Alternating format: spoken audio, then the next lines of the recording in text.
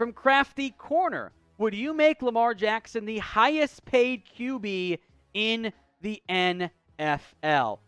Oh, that's a good question, isn't it? Now, in general, if you have a top 5, top 10 QB, that guy tends to be the highest paid QB in the NFL. That's just how things typically tend to go. The problem is we're talking about Aaron Rodgers type of money. That's a lot to pay. $50 million? No. The $46 million contract for Deshaun Watson, that might be more in line with what Lamar eventually wants once he decides to talk with the team about an extension. If the Ravens don't do it, as long as Lamar is healthy, somebody would. And that's the red flag there. So what do you guys think?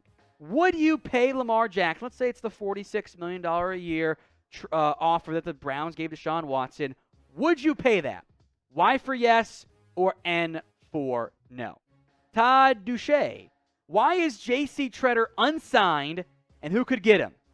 I don't know. It's a great question. I wonder if him being the NFLPA president is a problem for teams. Not supposed to be, but could be. He's older, too.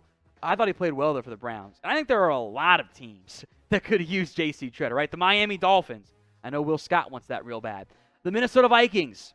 Garrett Bradbury's been kind of poor. The Denver Broncos. I saw that one linked by PFF. I don't quite get the love, but I'll mention it. The Cowboys, upgrade over Tyler Biotish. The Ravens, if you don't want Patrick McCarry there at center. The Raiders, I don't trust Andre James. The Giants, that'd be a huge pick for them. Sorry, John Feliciano, you're not that good. And I know Seattle also signed, drawing a blank on Austin Blythe, but I think he's way better. So there should be a lot of teams interested in JC Tretter. Typically, when this thing happens, when there's not much buzz on a good football player, that means the NFL knows something more than what we know. All right, GBK Hawk, trade number 9, a future 4th, to the Ravens for 14 and 45 and a 6. So let me double check the math here. So you're getting 14, and then you're moving up with 9 for 45. Just double checking my math here on the fly. Let's see. That's a little high. You're getting a lot there to move up. I would wonder if what does this one work out with here? I'm just checking my math. You know what works pretty damn well, actually, is just 14 and a second to move to 9. I think you're getting too much back from the Ravens, but hypothetically, if it happens, Linderbaum, Ojabo, McCreary, and Matt Corral. Okay.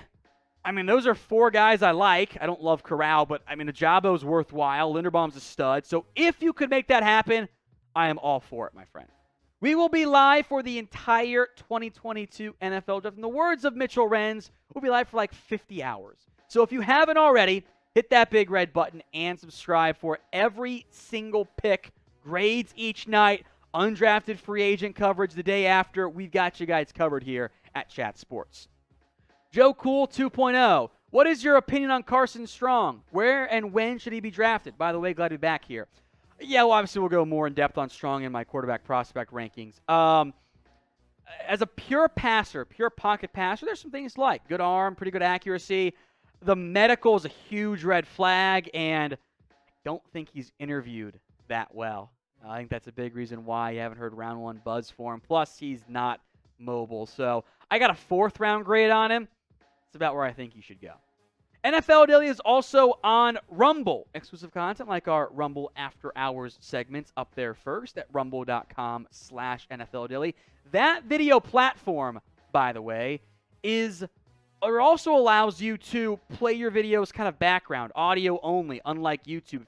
If you go away from the app, it doesn't work quite well there. So Rumble is actually super useful from that standpoint. So check it out today. Rumble.com/NFL Daily. From Doom, fantasy this year, running back or wide receiver first, who's your number 1 pick? I always go running back early if I have a top 3 pick. Probably got to go Jonathan Taylor, right? If not him, probably Derrick Henry. If you're going receiver, do you double dip with Cooper Kupp? And maybe Jamar Chase could call there, Justin Jefferson, but I'm going running back. I'm going Jonathan Taylor, round 1. From Alex Lancaster. Hey, Tom, when does the punt god Matariza go in the draft? Who takes him? Team that needs a punter. I'll be honest, when I do my team needs list, I don't do punters or special teams. Like I don't care. They'll be able to figure it out. I'm more focused on your important positions. But I could see him going top 100. Teams are going to view him as a weapon with how strong his leg is. Other teams have some concerns about the finesse part of it. The ability to pin it into the 20, just kind of booms it, which has got just a cannon of a leg. He'll go early. He will go really early. He'll probably be a really good football player, and there will also be better players who go after him who we continue to meme, a la, the pick of Brian Anger's a good punter for Russell Wilson, and that was a disaster. Speaking of the draft, well, the draft hats are available from our friends over at Fanatics, the official ones that your favorite team's player will be wearing this year at chatsports.com/NFL draft hat. So check the comment section and that description. The link is in there for you guys for all 32 teams' draft caps. Some of them are great. I like the Giants one. The Raiders one, it's white on white. Not as good. Minnesota looks great. There's a lot of different styles. That's not all the flat brim. They've got the rounded, the adjustables, etc. So check it out. Chatsports.com/NFL draft hat. CJ DeYoung III. Hey, Tom. How's the little one? She's doing great. I think she said her first word this morning. I'm not sure, but I walked up to her and her little little weird phrases and like squeals and whatnot sounded a lot like hi. So I wonder if she said hi. I'm not sure yet, but she's doing great.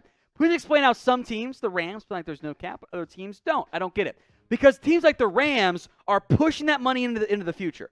They are less worried about their salary cap hits right now, and they are willing 4 or 5 years from now to eat more money. They have more dead money down there than other NFL teams. The difference is the cap's higher. So those teams aggressively spend their salary cap and say, yeah, we'll pay you later on the cap. Eventually that bill does come due, but a $5 bill right now, when you have $10 in your bank account, seems like a lot.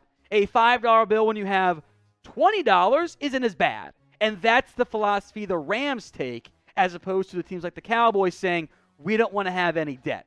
The Rams are aware of what the debt interest rates are, and it pays off for them in the end. You don't have to go full Rams, but I think more teams should be a bit more aggressive.